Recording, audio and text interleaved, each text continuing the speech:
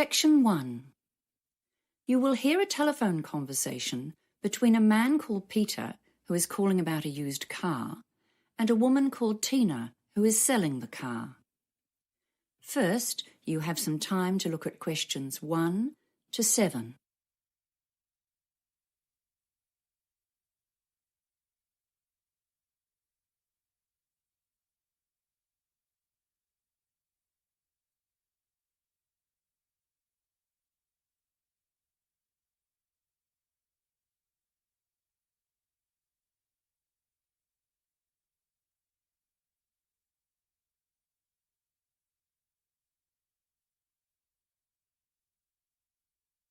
You will see that there is an example that has been done for you. On this occasion only, the conversation relating to this example will be played first. Hi, it's Peter speaking. I'm calling about the ad you put online for a used car. Sorry, what was your name again? Oh, sorry, it's Peter Smith. The man says his name is Peter Smith. So Peter Smith has been written in the space. Now we shall begin. You should answer the questions as you listen, because you will not hear the recording a second time.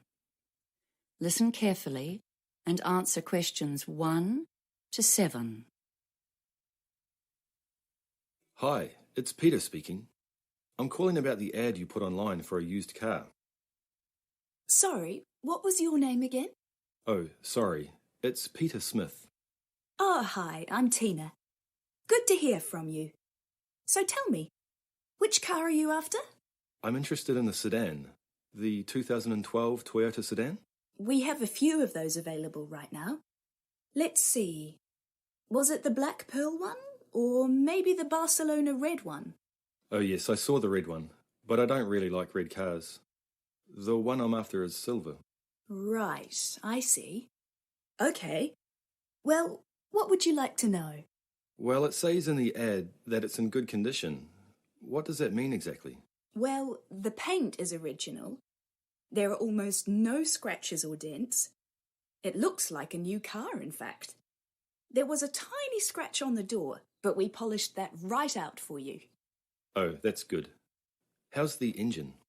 The engine? Oh, yes. Well, there haven't been any problems, and it's been serviced regularly. You know, oil changes, lubes, and so on. The previous owner was a very careful old lady, and she looked after it. It's only had the one driver. Oh, except that on the papers it says 2 owners because her son took over the ownership when the old lady stopped driving. How about the tyres? Are they in good condition? I do a lot of driving on the open road. Well, they all passed the car safety test. You might need to replace the back ones in the next 6 months or so because they're a bit worn. But the owner had the front 2 replaced only a couple of months ago. So those ones are new. You won't need to replace them for ages. Oh, and it had new brake linings recently too. I have the garage receipts for all of those things. Okay, that's good. And what extras does it have? Well, air conditioning, of course. And there's a nice stereo which plays CDs. Or you can use it with an MP3 player. What else? All the usuals: power steering, central locking, ABS brakes. Oh, and it also has a tow bar. You can remove that and store it inside the car when you're not using it. What else? You know it's manual transmission, right? Yes, I don't want an automatic. And the tow bar sounds great. I need that for carrying my bike. Okay, well, that all sounds very cool. And you're asking $25,000, is that right? No way. I think you must have the wrong ad. This one is $30,000 and we won't go lower than that. I see. What's the mileage again? Most cars of that age would be around 80,000 kilometres or even up to 120,000. But as I said, the old lady didn't drive much, so it's very low. Only 50,000. You won't get a better low-mileage car than this one. Before you hear the rest of the conversation, you have some time to look at questions 8 to 10.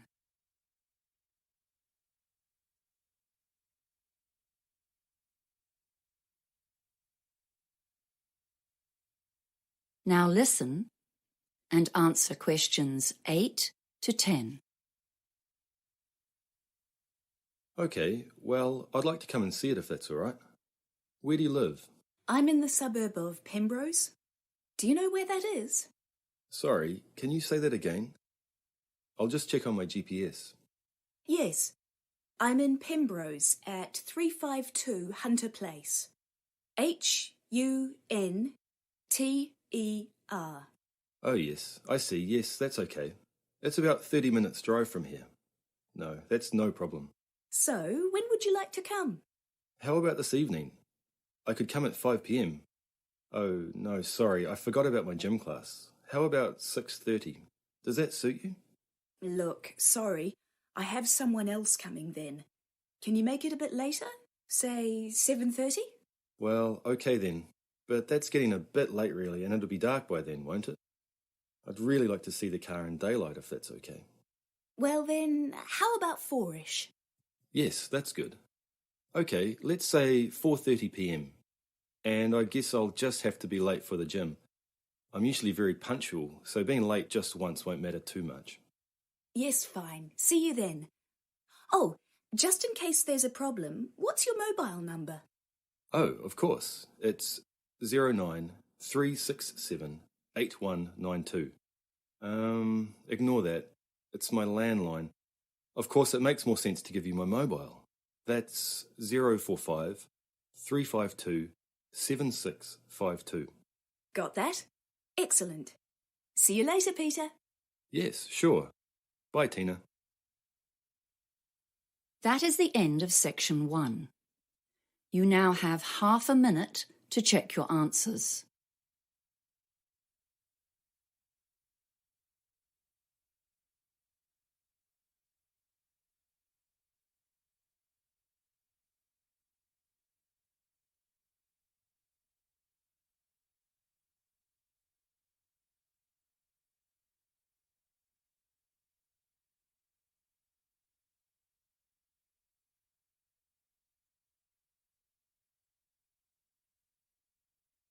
Now turn to section 2.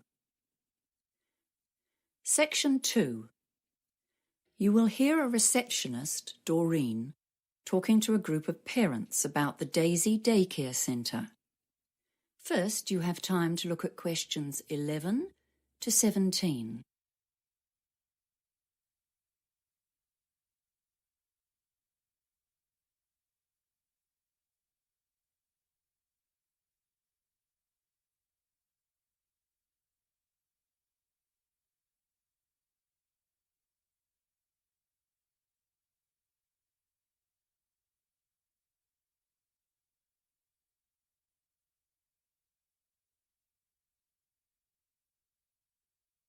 Now listen carefully and answer questions 11 to 17. Hello everyone. I'm Doreen, the receptionist at the Daisy Childcare Centre. Thank you all for coming to our open evening.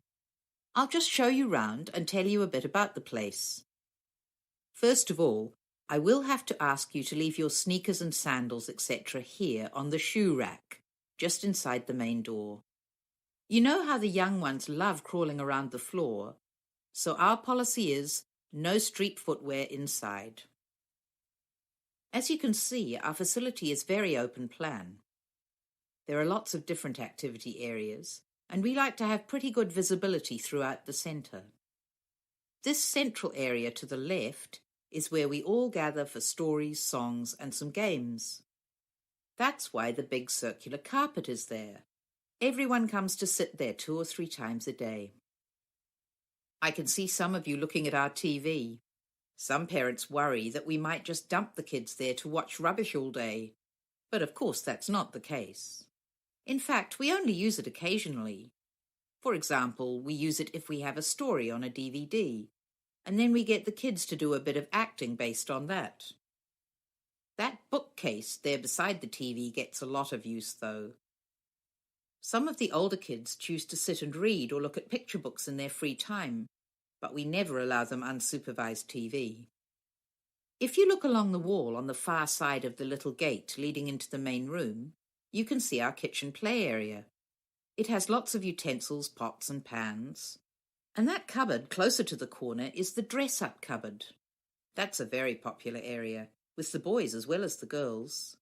You'd be surprised how much the boys get into acting and make-believe.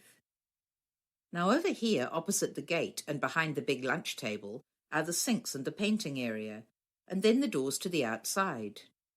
To the right of those outside doors, you can see hooks and little cubby holes on the wall for coats, bags, and outdoor shoes. The children can keep slippers in there, but most of them run around indoors in their socks or bare feet.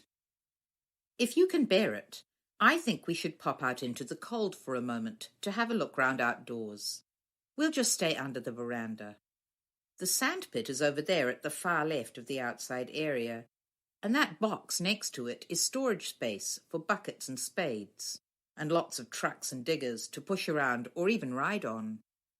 The slide beside that is popular, and so are the 3 climbing walls over by the fence. Some parents think that's a bit adventurous for preschoolers, but the older ones love them. The ground is covered with bark, so it's not a harsh surface when they do fall. The ordinary swings and a tire swing are here in front, where we can keep an eye on everyone, and then the chickens are way over on the far right, so they can have a bit of peace and quiet occasionally. Okay, so let's go back inside, and I can talk about our rules and policies. Before you hear the rest of the talk, you have some time to look at questions 18 to 20.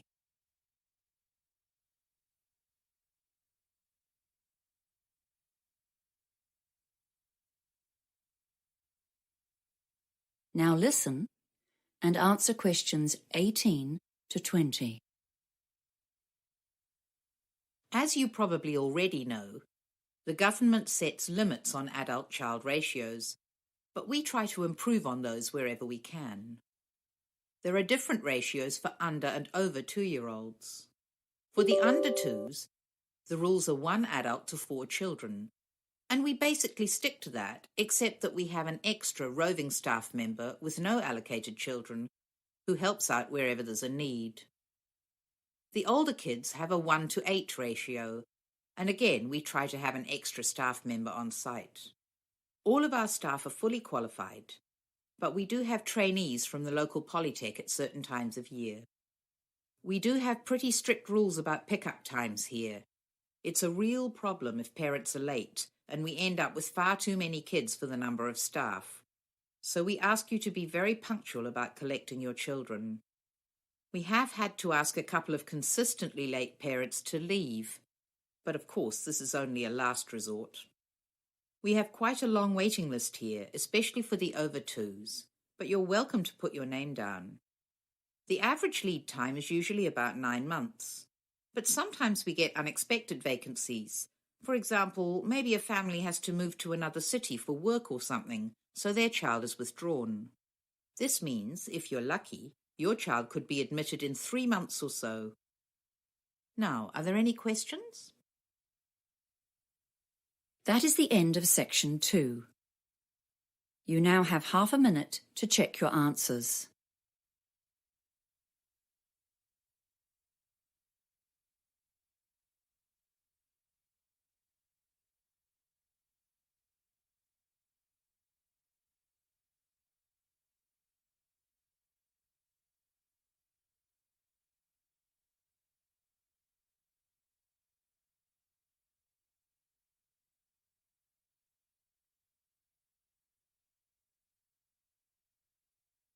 Now turn to section 3. Section 3. You will hear a conversation between a student called Mark and his teacher, Professor Jones.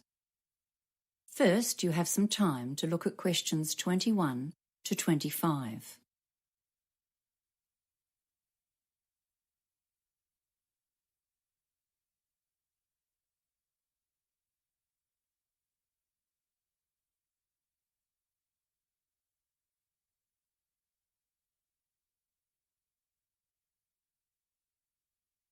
Now listen carefully and answer questions 21 to 25. Hello, Mark. What can I do for you? Oh, hi, Professor Jones. I've come to ask you a big favor. Let me guess, Mark. You want more time for your essay assignment. You're the third student I've seen today, all with the same request. It beats me why a few people leave their planning to the last minute and then think that they can come at a day's notice and get a reprieve. It's really not fair to all the students who are well-planned and organized, is it? Yes, you're right, and I'm really sorry I need to ask. I've never asked for an extension before. So, Mark, why should I grant you an extension when I said no to everyone else today?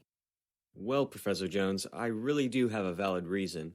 It's not just the usual, like I have a cold, and I have a certificate from my doctor, or my computer crashed and I lost all my data. I wouldn't bother you with those old excuses. You see, my twin brother was planning to get married next weekend, but last week his girlfriend told him the wedding was off, and he landed on my doorstep. He was really upset. I couldn't just tell him to go away because I was busy, and of course I would have had 3 assignments due this week, and all my study plans just went out the window. I see. So why didn't you come to see me a week ago when your brother first turned up? Because I was hoping I would still be able to get it done, but I just can't manage it. Well, actually, I have written the required number of words more or less, but frankly, I feel it's terrible. I don't want to let myself down by handing it in as it is at the moment, and I really don't want to drop my grade point average by getting a low mark on this assignment. Well, the course handbook states very clearly that at least 5 days' notice is required for any extension, except in emergencies. Those rules were designed to make it fair for everyone, you see. You're supposed to submit a request on the proper form, and you can send it by email. And you also need to make an appointment and discuss your request in person, as you have done now. Your problem does come very squarely under the family issues category, so you probably would have got some extra time if you'd done that. I'm not really inclined to grant this request now, you know. Yes, I know I've really messed up. I suppose I'll just have to hand it in as it is and take a lower grade. Before you hear the rest of the conversation, you have some time to look at questions 26 to 30.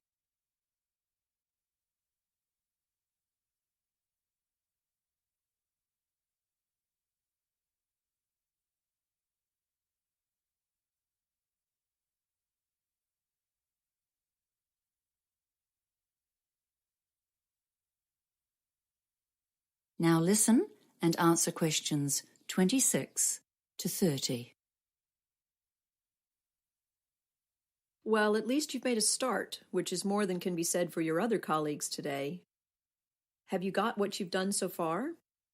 Come on, we'll look through it together, and I'll see if I can make a few suggestions for a quick fix. How about that? Oh, thank you. Yes, here it is on my laptop. Well, let's see. Let's start with the bibliography. Yes, you've consulted most of the sources I suggested, but you don't have any references of your own, and that was part of the task, wasn't it? You need at least 3 references of your own, see? Yes, I know. I did find one more. McDonald and Ferris, 2014. Okay, that's a good one. I suggest you look at their reference list too, and chase up a couple more from there.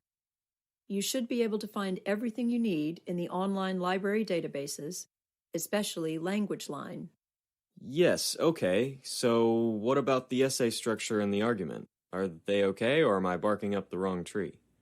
Well, you just seem to jump straight into your first point here. I'm not sure where your essay is going. Where's the introduction? Oh, right. I always leave that till the end and write it after I've finished the rest of the essay. That way, it ties into what I've already written. Well, that's what we were taught in the study skills course anyway. Yes, and you're quite right. So tell me about your ideas. What's your main argument? Well, I'm not really sure. I think I understand the 3 opposing theories okay, but I don't really have a strong opinion about which one is correct. I was more thinking of explaining them all as clearly as I can, and then giving the evidence for each one. I don't think there's a clear-cut right or wrong. Well, that's my opinion anyway. Do we need to say that one is better than the other 2? No, you don't. And what you are planning to do is often the best way to go about it. Well, I've been skimming through what you've written while we've been talking, And one thing you definitely must do before you submit this assignment is to edit it for grammar and spelling mistakes. There are a lot of errors here, just simple things that are easy to fix. But still, I can see you've done the basic work, and I do sympathize with your brother. It must be very difficult for him. So I'll give you 1 extra day on this essay. Oh, thank you, Professor Jones. Thank you. I'll hand it in before 5 p.m. on Wednesday, then. Yes, that's the final deadline. Goodbye now. That is the end of section 3. You now have half a minute to check your answers.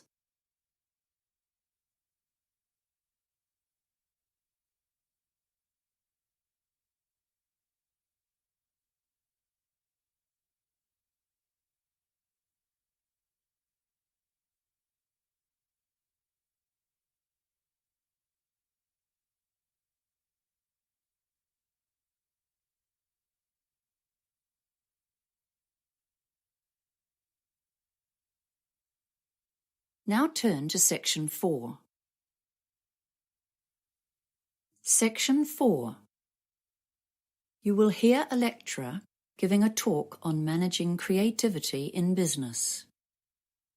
First, you have some time to look at questions 31 to 40.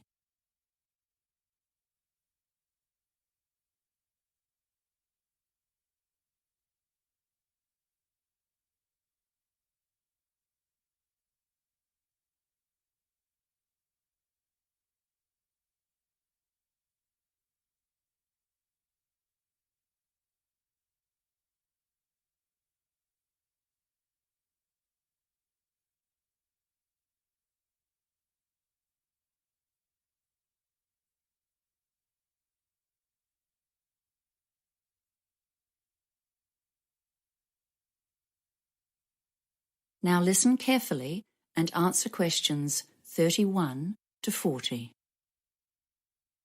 Hello, everyone. The topic of today's management lecture is managing creativity in your business. And believe me, this is one of the toughest tasks that any manager has to face. How do you lead and control the staff whose job it is to create new business and product ideas for you? They are the ones full of creativity and imagination, so they need to have a lot of freedom. After all, they are the people who are paid to come up with new ideas. Controlling staff who are at the forefront of innovation will be one of your most challenging tasks. After all, creativity implies freedom of thought and action. Management styles used to be different, especially in manufacturing. In the factory, staff would be told what to do and how to do it, with a watchful eye kept on them. In that setting, standardization was important for efficiency and product quality. Work could be exceptionally boring, and there was no place for individuality. Now, of course, robots have taken over many of the exacting repetitive tasks. Nowadays, we employ far more people to generate business than to manufacture products. It's very competitive out there. Innovation.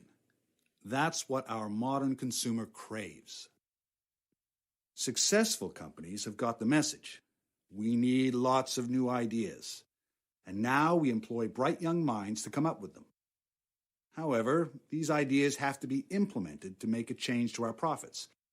So we have to find staff with entrepreneurial flair and be ready to listen to them and support them to follow through on their ideas.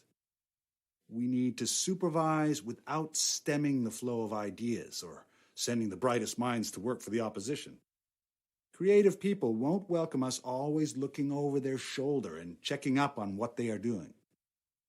One of the most common ways that management handles this problem of keeping people working along company lines is by establishing achievement targets, like money earned, products developed, or clients gained.